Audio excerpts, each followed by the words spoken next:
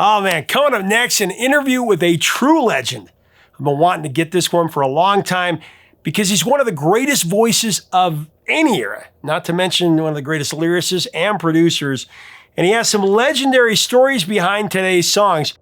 Once he started singing in the middle of a concert as his group was ending a song, and he got caught up in the moment and he started belting out an entirely new song on the spot. It would later become a #1 hit.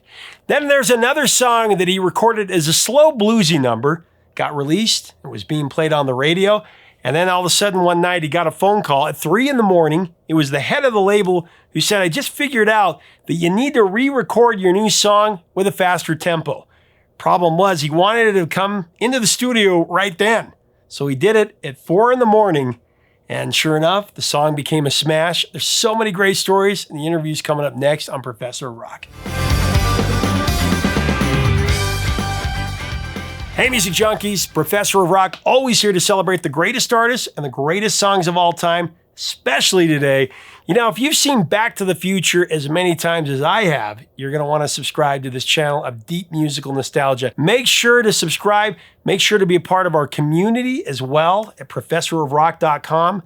We have live streams there and we have exclusive, we're trying to build the greatest music community there ever. So it's time for another edition of our series, Revelations, where artists go deep into their greatest songs and albums, stories you won't find anywhere else.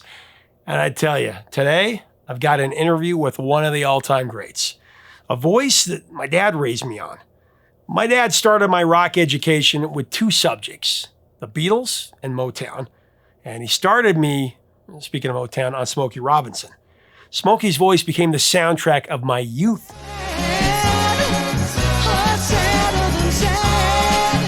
Still a time machine that connects me to all those memories and a lifelong connection between me and my dad, even since he's passed. Even through the teen years when we didn't really get along very well. You know, we followed Smokey's career. We wondered, you know, how he didn't get a solo on We Are the World.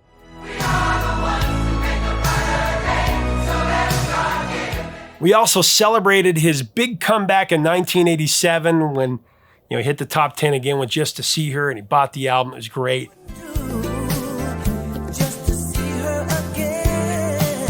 I was fortunate to just interview Smokey, and his personality and his storytelling matched his voice and his classic songs. Incredible. Today, I have part one of that sit down and the stories behind some of the biggest classics ever, including a song that he came up with in the middle of a concert, and another one that he got drug out of bed at like 3 a.m. to record, and it became a huge hit. And then another that came from a random quip that came from his friend when they were shopping. There's so many great stories here. Here's the interview. Yeah, I heard you talking about your dad and baseball, man. My dad was a baseball man too. He started taking me to baseball game almost from the time I was born. He was a baseball guy who loved fishing. He was a fisherman, you know. But yeah, I had a great dose of baseball, man. Oh yeah, I was a Yankees fan. He was a Dodgers fan, so we got into it quite a bit there. Well, I was a Tiger fan, and because we lived in Detroit, but my dad was always an Indian fan, Cleveland Indians. He loved all the Cleveland teams because originally when he settled down when he got to be a man, he said he settled down. His first settling place, he was born in Selma, Alabama, but was Cleveland, Ohio. So he was always for all the Cleveland teams, man. So sometimes on the weekend when Cleveland was playing, he would take me from Detroit to go see Cleveland play. And I always thought it was because the fact that Cleveland was the first team that I knew of as a kid who ever had black players. They had Larry Doby and Satchel Paige and guys like that, you know. So I thought that was the reason, but the reason was the fact that he had settled in Cleveland first, and he just loved Cleveland and loved the team. So when the Cleveland came to Detroit to play, if Cleveland was winning, I could not hear the last of it. But if Detroit was winning, it was a whole other ball game. You know? Well, I'm going to jump right into songs since we've got so little time and so much to cover. I want to ask you about Shop Around. You know, historic song. It was the first million seller for Motown, first top 10 hit for them as well. And you wrote it in like less than 20 minutes, right? Tell me about that. My mama told me you better shop around. Well, Shop Around was originally, in my mind, supposed to be for Barrett Strong. We had an artist named Barrett Strong at the time, and he had this record, Money, That's What I Want. The best things in life are free.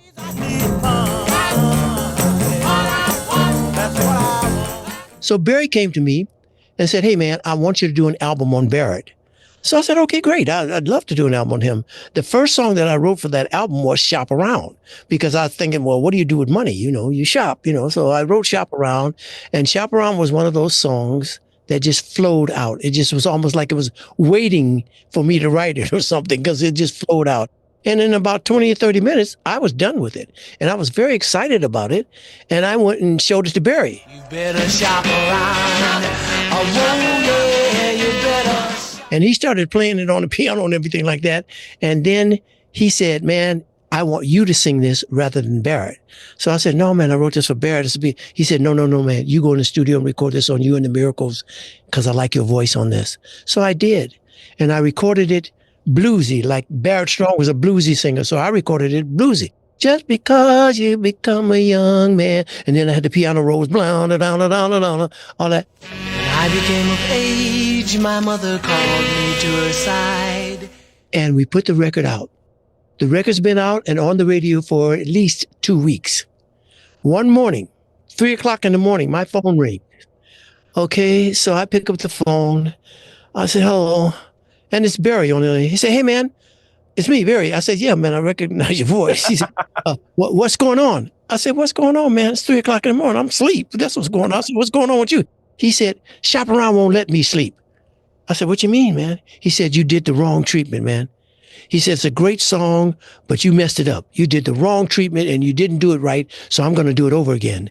And I'm going to change the beat. I'm going to change the sound. I'm going to change everything about it. And it's going to #1. I said, man, the record's been on the radio for 2 weeks. He said, I don't care. It's not as good as it can be, and I want it to be as best it can be, so I'm going to re-record it. I said, okay, man, I'll see you tomorrow. He said, no. I mean right now. I said, right now? He said, yeah, man. I said, Barry, it's 3 o'clock in the morning. He said, I don't care. He said, get the group and come to the studio. We're recording it right now. I've called the musicians, and we're going to So we did. Just because you become a young man now, it's still some things that we went to the studio and recorded Shop Around, the one that became popular and was the first million sell for Motown, at 3 o'clock in the morning, man. So historically, that's a wonderful thing for me, man. It was a great thing for him to do that. But Barry was one of those guys, man. That's why Motown was so successful, because he was never satisfied till he thought it was right. Now, is it true? I always heard a rumor that everybody could come in but the piano player. So Barry Gordy actually played piano on it. Everybody showed up that morning except for the piano player. And Barry's a pretty accomplished pianist. So he played the piano on Shop Around himself.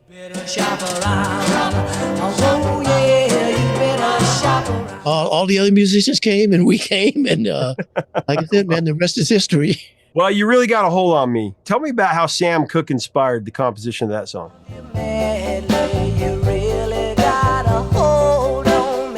Well, Sam, you know, I had the pleasure of meeting Sam one time, because Sam was with a gospel group called the Soul Stirrers. And I grew up with Aretha Franklin. She lived right around the corner from me. And her father, Reverend C.L. Franklin, was one of the biggest preachers in the country. So all the gospel artists used to come to his church to sing. And when Sam and the Soul Stirrers came, you would have thought it was Easter Sunday every time they came, because women were around the block, 2 or 3 blocks, you know, to come and see them. Anyway, Sam becomes a secular artist, and I get a chance to meet Sam. And Sam was, you know, he was like a really good friend. He was a great dude. And so he and Lou Rawls had recorded this song, Bring It On Home to Me. Bring it on home to me, yeah. Which was absolutely the biggest record in the world, in the hood, in the ghetto where I grew up, with black people, period. You know, I don't know how it did with white people, but with black people, it was a huge record, man. Bring it to me. Bring your sweet loving. So I wanted to write something like that. So I actually had gone to New York one time to make a deal with a publisher there. And I was in my hotel room. And I said, gosh, I'd really like to write something like Bring It On Home to Me. And I started to hum. And what came out of that was, You Really Got a Hold on Me.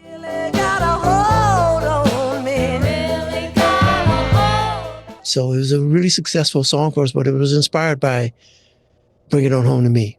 I want to talk about you as a lyricist. I mean, you're such a great lyricist, one of the great lyricists of the rock and roll era or any era. And I love I Don't Like You, But I Love You. That lyric, it's such a conflicted sentiment, and that was rarely heard in songs back in those days. I don't like you, but I love you. That was the first line that came to me, man. And I thought that was a good line to work off of. I don't like you, but I love you. Yeah. Yeah. And so that was a great line. And that was the first line I came up with, in fact. And it was a good line to base the song off of. Well, now when the Beatles cover, I mean, there have been so many great covers of this song, but the Beatles cover, what did you think about that?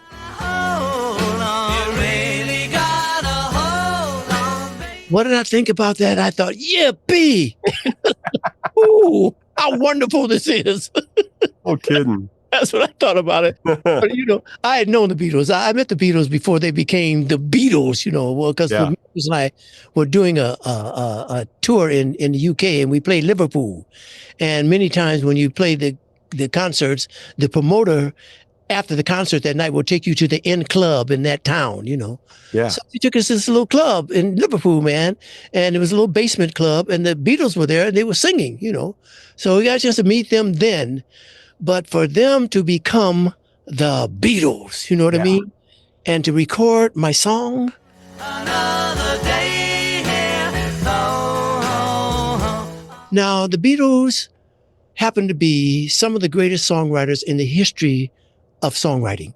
Okay. So when a person like that, a great songwriter who writes like that themselves, picks up one of my songs out of the billions of songs that are on earth and says, hey, I like this song enough to record this, you can't beat that, man. Especially if it's someone like the Beatles. So I was very, very, very flattered by that and very happy, man.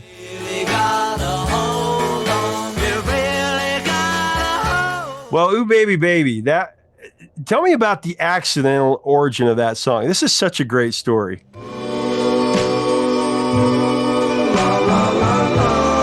Ooh Baby Baby was actually, I don't want to say an accident, but it was something that was not planned. Because back in the day, the Miracles and I used to sing this love, we called it.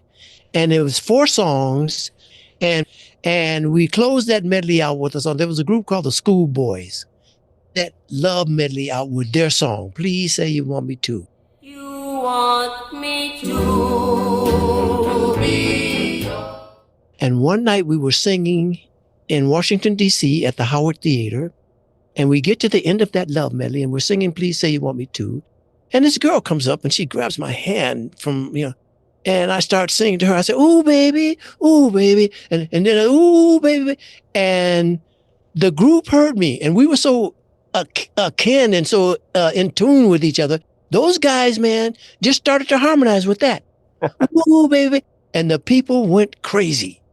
So we came on stage and we said, hey, man, we're going to do that every night, which we started to do it every night. And eventually we said, hey, we're going to write a song like this. And we did. And Ooh Baby Baby was that song that came from that ad lib at the Howard Theater.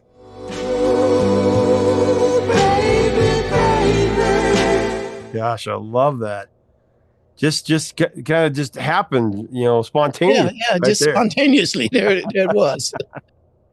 Well, that song is certainly written with so much and sung with so much conviction and authenticity. How did you tap into that emotion to capture the feeling for that song? Mistakes, I know See, at first we had thought about writing it positive, like, oh, baby, this is so good and this is blah, blah, blah, blah. But then we decided to make it whereas it was something that you regretted. You regretted the way you had treated this person, and you found out that they were actually the person that you really loved and that you really wanted to be with, but you had mistreated them. So we decided to go that way, that route, rather than making it something up and happy.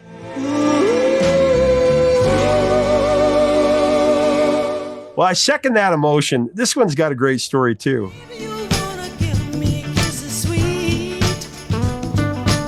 We were actually Christmas shopping, man. We were going to buy some gifts for our wives. And we were in the department store, and we go over to this counter. I don't know what the girl was selling now. I forgot that, you know. But we were talking with this girl, and she was telling us about the product and all that stuff like that. And she said something, and there's an old saying, I second the motion if you agree with something. You know, I second the motion. So Al, rather than saying I second the motion, she said something. He said, ooh, yeah, I second that emotion. I second that emotion. And we laughed because he said that. I was second, no, man, the thing is I second the motion. We laughed, and all the girl laughed and all that. And then we were walking out of the store, and I thought about saying, hey, man, do you know that's a hell of an idea for a song? I second that emotion. So that's why we wrote it. I second that emotion. Oh. Do you have a favorite cover? No, Adam, I don't, man, because the reason being is that as a songwriter, I want to write songs that people want to sing and record and listen to forever. I tell people all the time, man, I want to be Beethoven. Timeless. Like one of those dudes, you know, like Beethoven, Chopin, Rachmaninoff, those guys like that, whose music has lived on and on and on for 600 years, and they're still playing it, and people are still enjoying it and still wanting to hear it. That's what I would love for my music to be. So when I hear someone else record one of my songs, when I go to write a song, I want to write a song, man. I want to write a song because I want it to be, even if I don't give it the right treatment in the studio for the first time that I recorded on myself or someone else, if it's a song, I want to write a song that if I had written it 50 years before then, it would have meant something to people. Currently, it's going to mean something to people when they hear it. 50 years from now, it's going to mean something when people hear it. Those are the kind of songs I want to write if possible, you know. So when I hear someone else sing one of my songs or record one of my songs, I absolutely love it. I know when the kids first came out and they were sampling the music, you know, all the rap artists and the hip hop artists were sampling people's music. People would come to me and say, hey man, you know, they sampled your music. Isn't that a drag? No, sample all of mine. Sample every song I've ever written, please. Because you sample my song, that says to me that of all the billions of songs on earth, and you're a songwriter yourself because you're making music, and out of all the songs that you could have chosen, you chose one of mine to incorporate in your music or to just sing yourself. As a songwriter, I can't beat that, man. So I love it when people record my songs or sing them or listen to them even. I second that. Thanks so much for watching. Leave us a comment about Smokey Robinson and his classic songs. What are your memories? You can actually check out part 2 of this interview. It's going to be coming out. Man, Smokey, he's just such a timeless voice. We're going for some big interviews this year, and we've already got some great ones planned, so stay with us. If you like our content, please subscribe so you know when this is coming out. Till next time, 3 chords and the truth, my friends.